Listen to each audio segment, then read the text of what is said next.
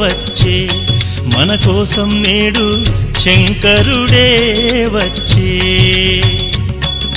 శంకర శంకర మహదేవా శరణం శరణం మహదేవా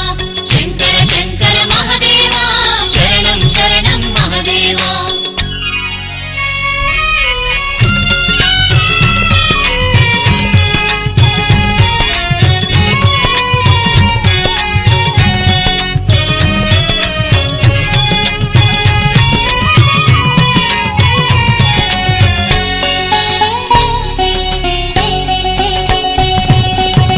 జపతప వ్రతమే